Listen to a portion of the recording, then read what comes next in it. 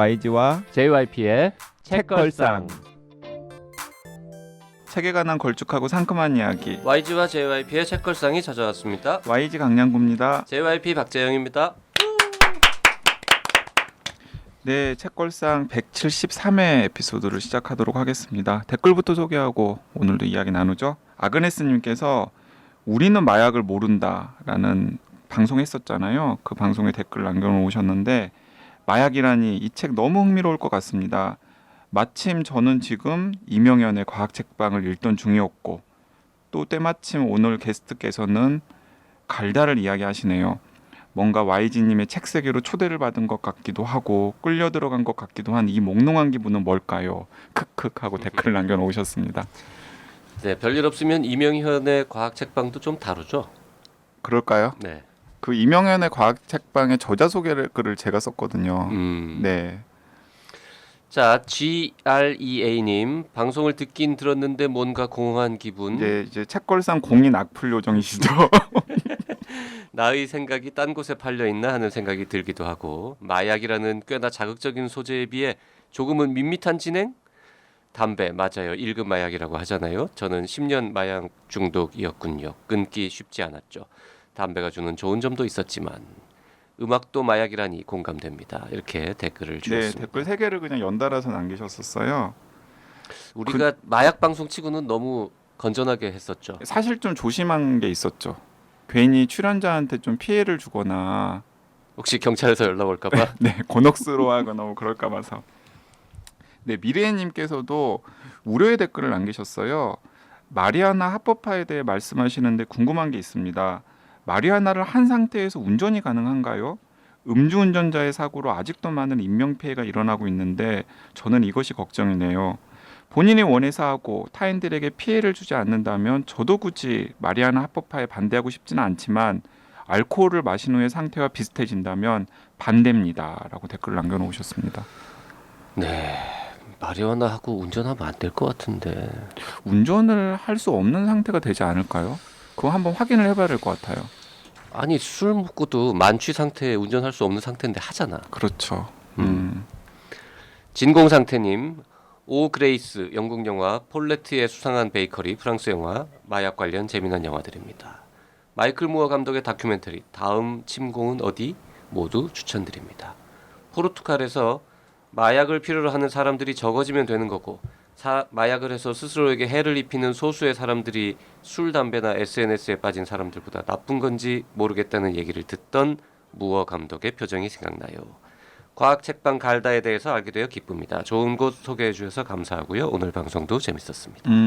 과학 책방 갈다가 청취자들한테 굉장히 흥미로운 공간으로 인식이 되었나 봐요. 그 이명현의 과학 책방의 저자인 이명현 선생님이 또 갈다 주인장이기도 하거든요. 뭐 이래저래 한번 모십시다. 모셔서 이야기 들어보면 좋겠습니다. 자, 너무 오래 기다리고 계신 오늘의 게스트 소개하겠습니다. 한겨레 신문 애니멀 피플 팀의 기자이신 남종현 기자님, 어서 오십시오. 네, 안녕하세요. 초대해 주셔서 감사드립니다. 네, 반갑습니다. 반갑습니다. 네. 네, 전혀 그 긴장하실 필요 없고요. 자연스럽게 방송하시면 됩니다. 또 오늘의 책이 정말 깜짝 놀랄 만한 책이에요. 깜짝 놀랄 만한 네, 책이죠. 드디어 이제 애청자분들이 들으시면 아니 YG랑 JYP가 이제 저 영역까지 건들어? 아니 뭐 YG는 그럴 수도 있는데 JYP가 웬일이냐 저런 책도 읽고. 아니 고백하자면 저도 좀 생소한 영역이에요. 제가 뭐 과학기술이나 환경 쪽 취재를 많이 했지만은 동물 이론 쪽에 약간 약하거든요. 오늘 동물 책입니까? 동물 책입니다. 근데 제목은 세실의 전설 이렇게 되어 있습니다. 네, 굉장히 제목은 낭만적인 제목이에요. 세실의 전설인데 책을 딱 보자마자 이 세실이 무엇의 이름인지를 바로 알 수 있어요. 표지만 보면 알 수 있죠. 네, 굉장히 강렬하게 눈을 부릅뜬 숫사자의 사진이 표지 전면에 딱 배치가 되어 있습니다. 네. 네. 부제가 인간과 사자의 공존을 꿈꾸는 사람들 이렇게 붙어 있고요. 네. 브렌트 스타펠캄프 지음 남종영 옮김. 남종영? 지금 앞에 있는 이분이죠? 네네. 네. 그래서 저희가 그 짐바브웨에 살아요. 저자는 예, 그래서 이 브렌트 스타펠캄프를 짐바브웨에서 한국으로 모실 수는 없고 대신에 이 남종현 기자님을 모셨고 그 제가 기억을 복귀하자면 남종현 기자님이 작년에 이미 책걸상이랑 한번 인연이 될 뻔했어요. 작년에 남종현 기자님이 잘 있어 생선은 고마웠어 라는 굉장히 독특한 제목의 책을 내셨고 그 책을 인상 깊게 읽은 YG가 JYP한테 그 한겨레 신문사의 남종현 기자님이 굉장히 흥미로운 책을 한 권 냈는데 한번 모셔보면 어떻겠냐라고 제안을 했더니 이런지하에 거절을 했죠. 네. 뭐라고 거절을 했냐면 생선은 이제 그만하자. 예. 그게 아마 지금까지 책이 안 팔리고 있는 이유인 것 같습니다. 사람들이 생선책으로 알고 있어요. 그 저희가 그 우리가 사랑한 비린내, 비린내, 네. 예, 황선도 박사님 책을 한지 얼마 안 됐을 때 얘기해서 무슨 또 생선책을 또 하냐라고 했는데 그 책은 어떤 책인지 좀 소개해 네, 주시죠. 이 잘 있어 생선은 고마웠어는 아니 본인이 직접 소개하고 자기가 소개. 아니 제가 지금 지금 토스하려고요. 멘트를 준비하셨잖아요. 네, 토스하려고 네. 돌고래 책이에요. 돌고래 책. 근데 왜 제목을 그렇게 지었어요? 그러니까 저도 좀 그거 어떤 책인지 좀 소개해 주시죠. 저자가 예, 직접. 혹시 은하수를 여행하는 히치하이커를 위한 안내서 네네. 책은 보시지 않고 대부분 영화를 보셨죠? 네, 유명한 책이죠. 예, 네. 예. 그 책은 몇 권 시리즈로 있고 이제 대부분 영화를 보시는데 영화 제일 처음에 나오는 뮤직비디오가 있어요. 근데 그 되게 이야기가 흥미로운데 지구에 어떤 외계인들이 찾아와 가지고 지구에 있는 사람들한테 지금 빨리 나가라고 그래요.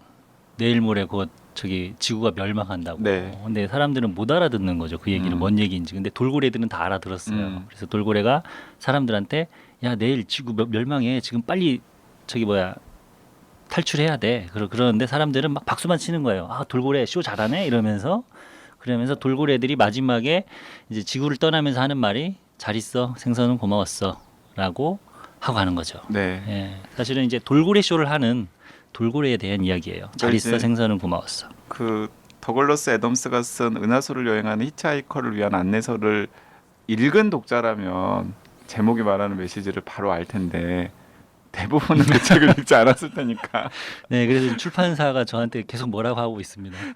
JYP처럼 또 생선책을 왜 하냐? 아니 뭐 저자한테 뭐라 그럴 게 아니죠. 제목은 출판사에서 정하는 건데 최종적으로는. 예, 제목을 근데 제가 제안을 했어요. 마지막에 제목이 너무 적당한 게 없어서 갑자기 머리를 탁 치듯이 그게 생각이 나더라고요. 네. 그래서 저하고 편집자가 아 이거다, 딱 맞다, 이 책 내용에 딱 맞는 제목이다라고 해서 그런 거 있잖아요. 책상 서랍이 탁 닫힌 느낌. 예. 근데 역시 실패했죠. 그 남정현 기자님 소개를 제가 좀 더 드려야 될 것 같은데요. 어쨌든 한때 동종업계에 계셨던 분이니까 그 시즌 1 마지막에 그 동아 사이언스의 윤신영 기자 모시면서 제가 우리나라 최고의 현직 과학 전문 기자라고 제가 소개를 드렸잖아요. 네. 그 남정현 기자님은 정말 자타가 공인하는 우리나라 최고의 환경 전문 기자입니다. 아 그렇지 않는데요. 네. 환경 전문 기자. 네, 어쨌든 그 YG 인증 그 YG하고 라이벌입니까? 한때 라이벌이었는데 제가 덤볼 수가 없더라고요. 아, YG에게 넘사벽. 네, 넘사벽. 그래서 저는 그 남정현 기자님 건드리는 대목들은 잘 안 건드려요. 뭐 남정현 기자님이 북극도 다녀오셨고 남극도 다녀오신 우리나라 환경 담당 기자 중에 거의 최초이자 아마 유일할 것 같아요. 그래서 북극, 남극, 극지방을 다녀오신 다음에 북극 검은 걷고 싶다라고 하는 굉장히 인상적인 제목의 또 책을 내셔가지고 그 책도 많은 독자들에게 좀 울림을 줬었던 걸로 알고 있고요. 2001년부터 한겨레 신문사에서 일하시는데 굉장히 동안이십니다. 기자 경력이 상당히 네, 지금 보니까 17년째죠. 그래서 사람들이 18년째인데 저보고 동안이라고 하는데 사실 대학생 때도 이렇게 생겼었어요. 아 그때 노안이요. 그때는 노안이었고 네. 대부분 그렇죠. 네. 네. 그 어쩌다가 환경 기자가 됐나 궁금한데 여기 어디 소개해 보니까 캐나다 처칠에서 북극곰을 보고 환경 기자가 되었다라고 적혀 있는데 사실입니까? 네, 사실은 제가 뭐 환경에 대해서 크게 관심도 없고 그렇고 환경운동가처럼 열정적이지 않아요. 제 성격이. 그런데 캐나다 처칠에 있는 북극곰을 진짜 한번 보러 가고 싶었는데 보러 갔죠. 결국은 휴가를 내서 보러 갔는데 그 마을 사람들이 기후 변화에 대해서 막 심각하게 얘기를 하는 거예요. 그게 네. 아마 2005년 정도였는데 그때만 해도 사실 기후 변화는 우리나라 신문에서 국제면에 잠깐 나오는 작은 기사 정도 그런 정도의 취급을 받았거든요. 2000년대 중반이었죠. 그렇죠. 네네. 예, 예. 그때 저는 열심히 썼었는데. 처칠이 어디 있는 도시예요? 캐나다 북극권에 있는 도시예요. 그러니까 일단 처치를 가려면 어떻게 가야 되냐면 여기서 밴쿠버까지 비행기를 타고 다시 비행기를 다시 갈아타고 한 3시간 정도 위니펙이라는 도시에 간 다음에 기차를 타고 2박 3일을 가야 되는 곳이에요. 아, 기차만 2박 3일. 예, 도로가 없어요. 예, 그러니까 툰드라에 있는 그냥 덩그라니 놓여 있는 도시죠. 아니 거기까지 북극곰을 보러 갔다는 뜻은 네. 이미 뭔가 그쪽에 관심이 있었다는 얘기 아닙니까? 저는 이제 동물에 대해서 좀 관심이 있었죠. 네. 동물을 보고 뭐 이런 거에 대해서 관심이 있어서 예전에 이 처칠에 있는 북극곰 비디오를 한번 본 뒤에 꼭 한번 가봐야겠다. 내 죽기 전에. 원래 학교 다닐 적에 동물과 관련된 전공 같은 걸 하셨었나요? 아니에요. 저는 신문방송학과를 했어요. 그렇죠. 어쩌다가 동물에 관심을 어릴 때부터 뭐 개나 고양이나 이런 거 예, 키웠나요? 어렸을 적에는 항상 길렀죠. 그러니까 저도 제가 동물을 좋아하는지 몰랐는데 환경 기자를 하게 되면서 동물에 계속 이끌리게 됐죠. 근데 생각해 보니까 제가 어렸을 적에 계속 동물을 키웠고 강아지가 없어지는 날 막 울기도 했고 뭐 그런 기억들이 생각이 나더라고요. 동물을 좋아하고 있었던 거죠. 그래서 어느 순간에 환경 기사 많이 안 쓰던 남종영이라는 기자가 나타나가지고 막 그 동물을 무기로 환경 기사를 너무 열심히 쓰고 또 그 기사들이 막 반응이 좋은 거예요. 그래서 저는 내심 속으로 생각했죠. 그래 나는 동물은 건드리지 말자. 영국 브리스틀 대학교에서 인간 동물 관계를 공부했고 인간의 동물 통치 체제, 비인간 인격체, 생명 정치에 관심이 많다. 야, 다 잘 모르는 내용인데. 굉장히 어려운 내용인데 그러니까 좀 쉽게 말하면 동물과 인간이 어떻게 공존을 하는지 그리고 또 동물과 인간이 관계를 맺으면서 서로 간의 정체성이라던가 관계가 어떻게 변하는지에 대한데 학문적으로 좀 더 공부를 해보신 거죠. 그렇죠. 그러니까 네. 우리가 보통 동물을 공부한다, 동물을 연구한다라고 하면 보통 자연과학 베이스에서만 생각을 하거든요. 근데 이제 영국이나 미국을 중심으로 인류학이나 지리학 분야에서 인간과 동물 관계를 연구하는 흐름들이 최근에는 되게 커지고 있어요. 네. 저는 이제 영국에서 지리학을 공부하면서 동물 지리학이라고 부르죠. 인간 동물 관계를 연구를 했는데 이를테면 인간은 동물을 어떤 방식으로 통치하는가? 이를테면 우리가 집에서 개고양이를 통치하는 것과 공장식 축산 농장에서 돼지를 통치하는 건 통치 기제가 완전히 다르거든요. 그렇죠. 뭐 그런 것들을 이를테면 여러 가지 인간 정치학의 이론을 가져다가 설명을 하기도 해요. 네, 그런 식으로 어떤 통치 일반을 설명하기도 하고 그런 과정에서 인간과 동물이 구체적으로 미시적으로 어떻게 관계를 맺어가는가 그리고 거시적으로는 그걸 이론을 통해서 설명을 하기도 하고요.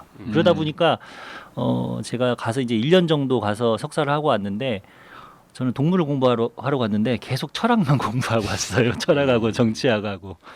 그 휴먼 애니멀 본드 뭐 이런 거랑도 관련되는 그 이제 주제인 휴먼 애니멀 거죠? 본드면 이제 동물과 인간의 유대를 말하는 건데 그게 이제 인류동물학이라는 또 학문이 있죠. 아까 말씀드렸다시피 지리학에서는 동물지리학, 애니멀 지오그래피라고 들어가고 인류학에서는 엔스로주올로지, 인류동물학이라고 불러요. 엔스로지올로지. 주올로지. 예. 거기서 주로 인류학에서 휴먼 애니멀 본드, 인간과 동물은 유대 관계가 있으면서 동시에 학대하는 관계거든요. 뭐 그런 것들을 연구를 하는 거죠. 그 뭐 청취자분들이 너무 어렵게 생각하실 필요 없고 쉽게 생각하자면은 그 지금까지는 뭐 인문학이나 사회과학의 대상이 인간들이었잖아요. 그런데 그 미국이나 유럽을 중심으로 해서 일군의 학자들이 그 인문학이나 사회과학의 대상을 인간에 한정하지 말고 인간이 아닌 비인간으로도 넓히자.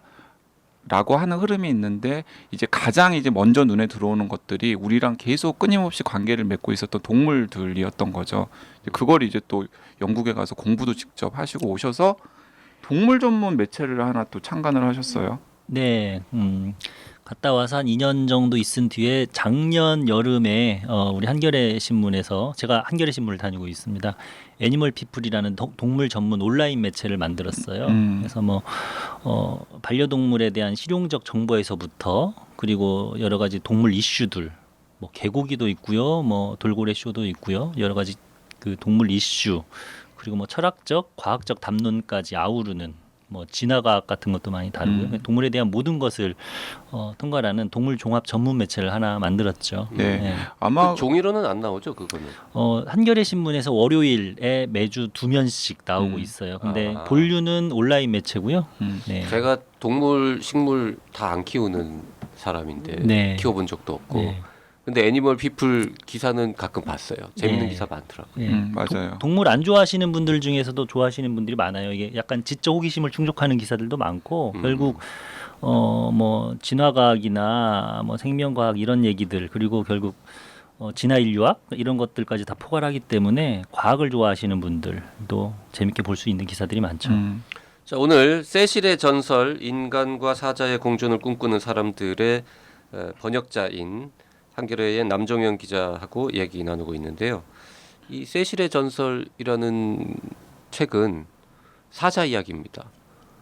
그렇죠. 원래 사자에 좀 관심이 있으셨어요?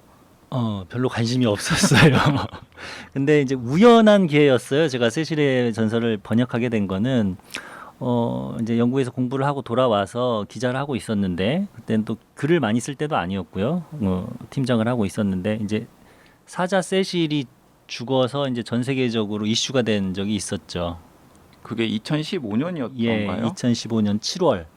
예, 그게 그렇게 갑자기 전 세계가 이 세실이라는 사자에 대해서 흥분할 줄은 아무도 몰랐던 거죠. JYP는 지금 뭔 소리야? 지금 저런 눈빛으로 지금 3년 전에 그런 일이 있었던 동공지진. 아마 근데 한번 전 세계가 다 화제였는데 저만 몰랐군요. 예. 네. 아니 뭐 조그마한 신문에서도 다 기사를 쓸 정도였으니까 음. 전혀 짐바브웨하고 한국이 무슨 관련이 있습니까? 어디 있는지도 잘 모르고. 막 예. 그런데. 그런데 한국에 있는 한겨레 신문도 뭐 이 세실에 관한 기사를 몇 번 쓸 정도였으니까. 그 애청자를 위해서 짐바브웨는 남아프리카 공화국과 국경을 맞대고 있는 나라인 예, 그쪽에서 쭉 올라오면은 있습니다. 네. 뭐 짐바브웨 그다음에 짐바브웨 위에는 탄자니아가 있고요. 네. 뭐 그쪽 나라들입니다. 예. 근데 세실은 왜 이렇게 유명한 사자입니까? 책을 보면 나오는데요. 세실이 참혹하게 죽었죠. 그리고 네. 그게 밀렵군이라고 해야겠죠. 그런 밀렵군이라기보다는 면허를 주고 샀죠. 네. 네. 그 밀렵이라고 하기는 좀 그렇던데. 그렇죠. 책 내용 네. 보니까 그러니까 이 책에 보면 이제 아마 청취자분들도 처음 들을 법한 용어가 나오는데 트로피 사냥이라는 네. 용어가 나오더라고요. 네. 저도 세실의 전설 읽으면서 처음 들었어요. 네. 그게 정확하게 어떤 의미입니까? 트로피 사냥이라고 하는데 트로피가 뭐냐면요. 우리 그 공포 영화 볼 때 이제 숲속에 있는 산장 같은 데 가면 어둡고 그런데 그 벽에 동물들 목이 걸려 있잖아요. 네. 맞아요. 사자목, 사슴목 그게 트로피라고 보시면 돼요. 기념품. 그러니까 사냥을 한 뒤에 획득하는 기념품을 보통 트로피라고 그래요. 그러면 세실 같은 경우에 세실은 그렇지는 않았습니다만은 성공했다면은 그 사냥꾼이 세실의 목을 잘라가지고 가는 겁니까? 그렇죠. 근데 이제 뭐 각 나라마다 규제가 있기 때문에 요즘에는 뭐 쉽지는 않은데요.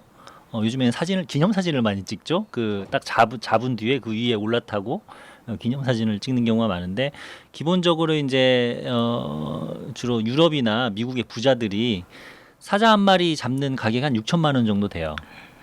6천만 원이요? 예, 6천만 원 정도 주면 가서 땅 한 방 꽝 쏘고 기념 사진 한 번 찍고 올 수 있는 거죠. 그러니까 그 사냥에 대한 뭐 라이선스, 임시 라이선스 같은 것까지 따는 그런 모든 가격이 다 그렇죠. 6천만 원이라는 예, 거예요. 그러니까 이를테면 짐바브웨 같은 데서는 연간 사자 쿼터를 팔아요. 뭐 올해는 40마리를 잡을 수 있다. 그러면 그 쿼터를 짐바브웨에 있는 현지 여행사들이 사는 거죠. 그럼 그 여행사들이 미국의 부자한테 패키지로 다시 파는 거예요. 거기에는 뭐 캠핑장 사용료, 그다음에 뭐 음식, 뭐 뷔페, 아침 식사, 가이드 이런 것들이 포함돼 가지고 최종적으로 한 6, 7천만 원에 거래가 되는 거죠. 그러니까 사냥을 죽일 수 있는 권한부터 그 짐바브웨 일대를 여행하는 것까지. 그래서 사실 세실은 그 면허를 가진 월터 팔머라는 치과 의사에 의해서 살해가 미국인 치과 의사. 그렇죠. 미국인 치과 의사에 의해서 이제 살해가 됐고 그 사건이 마치 나비 효과처럼 커지면서 이 트로피 헌팅의 문제점이 전 세계에 알려지게 된 거죠. 심지어 당시 그 월터 팔머의 그 치과 의사 집에서 시위가 며칠 동안 이루어졌어요. 네, 사람들이 와서 피켓 시위하고 거기다가 뭐 피켓 올려놓고 뭐 하고 막 그랬죠. 그런데 이 지금까지 이야기만 들으면은 약간 이해할 수 없는 대목이 있는데 그렇잖아요.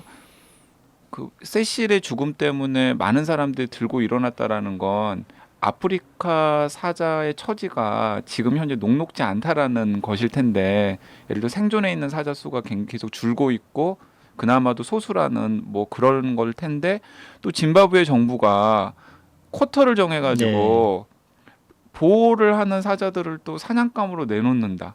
이게 좀 역설적인 상황인 것 같아요. 그 월턴지 하는 그 아저씨는 본인은 약간 억울했겠습니다. 그랬을 패키지 수 관광 있죠. 같은 거 돈 주고 사서 예. 가서 저 가이드가 가서 쏘세요 해가지고는 네. 쐈는데 갑자기 굉장히 국제적인 폐류나가 된 것 예. 같은. 예. 근데 쟁점은 있어요. 이를테면 이 세실이라는 사자는 황계 국립공원에 살았어요. 그러니까 국립공원 안에 살던 사자군요. 그렇죠. 네. 네. 그래서 짐바브웨 정부가 사자 쿼터를 이를테면 1년에 30마리 주는데 국립공원 안에서 사냥하면 안 돼요.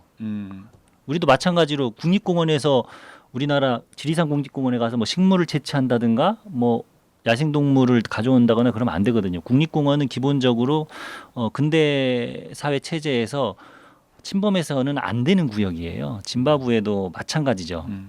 근데 이 세실이 과연 국립공원 안에서 사냥이 됐냐 혹은 국립공원 밖에서 사냥이 됐냐 그 부분이 쟁점이 될 수가 있죠. 아 그러면은 그 짐바브웨 정부는 국립공원 안에 있는 사자들은 보호를 하되 국립공원 밖에 있는 사자들은 쿼터에 할당된 만큼은 허락된 라이센스를 가진 이들에게 팔고 그 대가로 관광 수익 같은 걸 얻는 그렇죠. 그런 식의 비즈니스를 하는 네. 거군요. 그래서 동물지리학자들이 그런 어떤 그 야생 보전 체제 혹은 에코투어 체제를 요새형 보전이라고 불러요. 푸트리스 컨서베이션이라고. 이를테면 국립공원은 요새인 거죠. 요새 안에서 야생 동물은 안전해요. 근데 요새 밖으로 나가면 지켜주지 않아요. 그러니까 보전의 작동 원리가 차별적으로 작동하는 거죠. 그런 신자유주의 체제의 어떤 보전 체제가 그렇다라고 이제 분석을 하고요. 그렇게 요새형 그 보전을 하는 이유는 그런 체제, 이중적인 체제를 통해서 정부가 수입을 얻을 수 있다는 거. 그리고 또 한 가지 측면은 뭐냐면 역시 이것도 인간 동물 관계가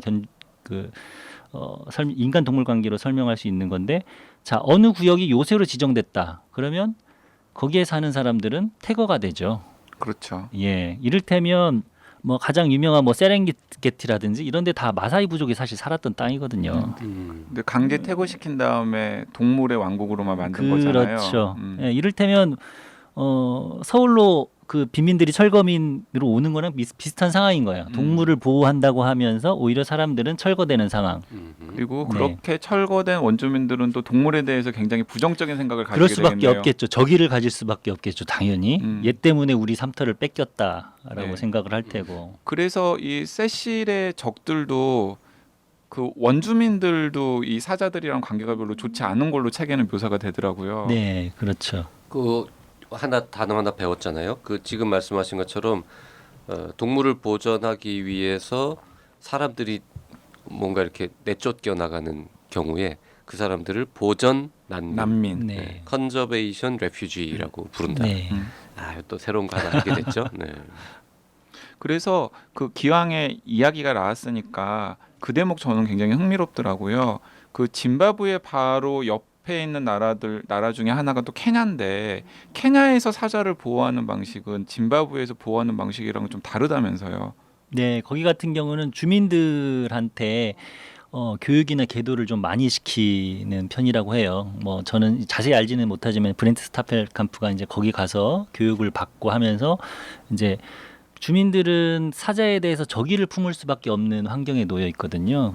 그러면서 이제 그런 오해들을 좀 불식시키기 위해서 사자들은 절대 먼저 사람을 공격하지 않는다. 가축을 습격하지 않는다. 근데 가축을 습격할 때는 이러저러한 이유가 있다. 그런 걸 하면서 좀 계도를 시키는 거죠. 그러니까 무작정 분노하지 않게 하면서 인간과 동물의 충돌을 관리를 계속 해주는 거죠. 그래서 브렌트 스타펠캄프도 거기서 배워와서 짐바브웨 한계 국립공원 근처에서 김방패 사자 수호단이라는 걸 만들어요. 그래서 이 사자들이 이제 이 국립공원을 넘어서 가축을 먹으러 막 오거든요. 그러면 예전에는 가축을 뺏기고 나서 이제 이 사자들에게 복수를 했는데 그러지 말고 일단 사자들에게 대부분 GPS가 달려 있으니까 감시를 해요. 실시간으로 감시를 해서 야 마을 근처에 온다 그러면 연락을 다 해가지고 이 사자 수호단들이 가서 나팔을 불면서 막 쫓아내는 거죠. 그 나팔이 부부젤라고. 부부젤라라고 남아프리카 월드컵에서 쓰던 부부젤라를 불면 사자들이 그렇게 잘 도망간대요. 아니 세실의 전설을 읽다 보면은 사자가 굉장히 온순한 동물처럼 느껴져요. 그건 또 착각이겠죠 아마. 그럴 리가. 근데 그런 건 있어요. 저는 이제 동물을 많이 봤거든요. 사자를 본 적은 없어요. 동물원에서만 봤고 제가 실제로 본 동물은 북극곰 같은 경우는 진짜 1m 앞에서도 보기도 했고요. 예, 뭐 고래는 수없이 봤고, 뭐 펭귄도 봤고, 야생동물을 참 많이 본 기자 중에 한 명인데 포식자 같은 경우, 북극곰이나 사자 같은 경우에 사람을 봐도 먼저 건드리지 않아요. 공격하지 않아요. 이렇게 생각을 하시면 돼요. 우리가 음식들이 많잖아요. 근데 쌀만 먹잖아요. 네. 걔네들도 먹는 애들만 먹지 사람을 먹진 않아요. 쟤 뭐지? 얘네들 보기에는 맛없게 생겼다는 거잖아요. 그렇죠. 먹어본 적도 없고 뭐 고기도 별로 없을 것 같고 사실 고기 별로 없잖아요. 사람이 뭐 고기가 얼마나 있겠어요? 먹어봐야 이제 물론 배고프거나 아주 기아 상태에 있거나 혹은 다른 원인으로 스트레스를 받았거나 그럴 때는 사람을 공격할 수 있겠죠. 근데 얘네들이 가만히 있는 사람을 공격하지는 않아요. 그래서 이 책에도 나오잖아요. 그 가축들을 공격했던 사자가 또 공격한다고. 네. 그러니까 한 번 가축을 공격했던 사자한테 GPS를 채워가지고 동선 관리를 하면은 그 사자가 다시 가축을 공격할 일이 없어서 이제 지역의 주민들이랑 분쟁을 일으킬 일을 최소화시킨다 뭐 이런 대목도 네. 나오더라고요. 네. 그 GPS 다는 이야기가 이제 많이 나오는데 네. 그 참 신기하더라고요. 아니 그 말을 안 들으니까 뭘 가서 고양이 목에 방울 달기도 아니고 사자 목에 GPS 달기가 쉽지 않을 것 같은데. 네. 굉장히 쉽게 묘사가 되잖아요. 근데 엄청 노력을 많이 하고 네. 그 가령 이제 황계 국립공원에 뭐 사자가 몇 마리 있는지 잘 모르겠습니다만 뭐 하여튼 1000마리가 있다고 치면 그 중에서 몇 마리나 이 GPS 목걸이가 달려 있는. 황계 국립공원에 총 270마리 사자가 달려 270마리 사자가 산다고 하는데요. 네. GPS가 달린 건 전부 달리지는 않았지만 계속 순차적으로 작업을 해주는 거죠. 아마 지금 절반 이상은 달려 있을 거예요. 근데 그렇게 GPS를 다는 거는 사실은 그 가축 습격을 막기 위한 건 아니고요. 보전 생물학자들이 사자 생태를 연구하기 위해서 GPS를 다는 거죠. 얘네들의 이동 경로라든지 행동 같은 것들을 파악하기 위해서요. 그래서 이 저자인 브렌트 스타펠캄프도 옥스퍼드대 야생보전연구소 와일드크루라는 곳의 소속 연구원으로 사실은 계속 GPS를 달고 다녔던 거죠. 그렇기 때문에 이 사람은 이제 영국에 있는 학자들은 그렇잖아요. 한 여름에 한두 번 와서 연구를 하는데 이 사람은 이제 거기에 실무자이기 때문에 그 누구보다도 사자를 많이 봤던 거죠. 그리고 네. 그러니까 저자는 짐바브웨 출신이었는데 영국에 가서 공부를 하고 온 다음에 다시 왔어요. 그런데 영국으로 떠날 때는 여자친구랑 떠났는데 올 때는 다른 여자친구랑 갔지. 다고 위트가 있어요. 입담이 좋아요, 저자가. 네. 짐바브웨에서 태어났는데 백인이에요. 네. 네, 백인이고요. 네덜란드 사람이에요. 원래요. 네. 원래 짐바브웨가 네덜란드 식민지였었잖아요. 네. 예전에. 네. 그 GPS를 달기 위해서 근데 그 다트를 쏘더라고요. 그게 마취제를 묻혀가지고. 네. 네. 그리고 한 20분 정도 후면은 마취제 이제 효력이 나타나고. 네. 또 그것도 불안하지 않을까? 그 면허증을 따려고 그 엄청 연습을 한다고 하잖아요. 네. 그리고 얘네들이 빗 맞았을 때 얘가 제대로 마취가 됐나? 지금 가서 그러면은 피를 뽑아도 되나? 근데 갔더니 마취가 안 됐으면 큰일 나는 거죠. 그렇죠. 예, 이런 상황들이 있어서 책을 보시면 너무 흥미진진합니다. 그러게요. 네. 그 다트라고만 처음에 이제 그 글자로만 네. 보여 있어서 그 뭐 그냥 설마 우리가 던지는 다트 그거겠어라고 했는데 한참 가다 보니까 사진이 나오는데 진짜 그거더라고요. 나트예요. 네, 주사기를 쏘는 거니까요. 네. 네. 그 세실의 전설은 사실 굉장히 소장 가치가 있는 책인데요. 왜 사진이 소장 가치가 많아. 있냐면 사진이 많아요. 그래서 세실의 전설을 제가 하자고 JYP한테 제안했을 때 JYP가 환호성을 질렀어요. 흔쾌히 책도 얇고 사진도 많고 사진도 많아 심지어는. 근데 사진이 다 칼라 출판사에서 신경을 써서 다 칼라 사진을 집어넣었는데 굉장히 신기한 사진들이 많더라고요. 그리고 사진을 보면은 또 내용의 이해가 바로바로 되는 것들도 많고. 요 판형을 훨씬 더 크게 해가지고 종이도 더 막 바짝바짝 비싼 거 쓰고 책값이 해가지고 비싸지지 않을까? 그러면 책값이 몇만 원 나왔겠죠. 네. 아, 좀 안타깝지만 사진도 참 근사한 게 많은데 글이 길지가 않았습니다. 기본적으로. 예, 요즘 그 트렌드에 딱 맞는 책인 것 같습니다. 네. 글이 길지 않은 근데 거. 제가 이제 첫 독자였거든요. 이거 브렌트하고 계속 메일을 주고 받으면서 번역 작업을 하고 아 그랬는데 그러면 2015년에 그 세실이 전 세계적으로 유명해졌을 때 직접 취재도 하셨었죠. 네, 제가 뭐 짐바브웨에 가진 않았지만 어떻게 이 브렌트라는 친구하고 연락이 됐냐면 이 친구가 트위터를 하더라고요. 근데 보니까 현장 연구원이에요. 그래서 직접 연락을 했죠. 그랬더니 답을 해왔고 그 다음부터 계속 그 서신을 주고받은 거예요. 그러면서 이제 그 사건이 있은 뒤 2년 뒤에 제가 한번 연재를 한번 해보자 한겨레 신문에 그렇게 제안을 했던 거예요. 그래서 사실은 전 세계 최초로 한국에서 나온 작품입니다 이게. 그러게요. 전 네. 깜짝 놀랐잖아요. 좀 맨 마지막에 보고 이게 영어 책은 아직 안 나왔어요. 네. 네. 한글판이 전 세계에서 한글판이 제일 전 먼저 세계 최초로 나왔어요. 음. 그래서 그때 이제 신문에 연재한 거와 조금 더 내용을 더 덧붙였고 해제를 덧붙이고 사진도 많이 붙여가지고 완성된 형태의 작품을 하나 만든 이게 거죠. 굉장히 독특한 책인 거예요. 음. 그 영어 저자가 쓴 책인데 한국에서 최초로 한국어로 출간이 된 책이고, 영문판은 언제 나옵니까? 글쎄요, 지금 브렌트가 영업을 하고 있겠죠. 네 하고 있겠죠. 음. 아 그러면 영어로 써서 보내면 그걸 다 네, 제가 번역을 해가지고 했습니다. 연재를 네. 한 거군요. 야 굉장히 공을 많이 들이신 작품이구나. 참 특이한 책에 관한 네. 이야기를 참 독특한 기자분과 함께 이야기를 나누고 있는데요. 더 재밌는 얘기는 다음 시간에 계속 이어가도록 하겠습니다. 네 남정현 기자님 나와주셔서 감사합니다. 네, 감사합니다. 오늘은 여기까지 하겠습니다. 고맙습니다.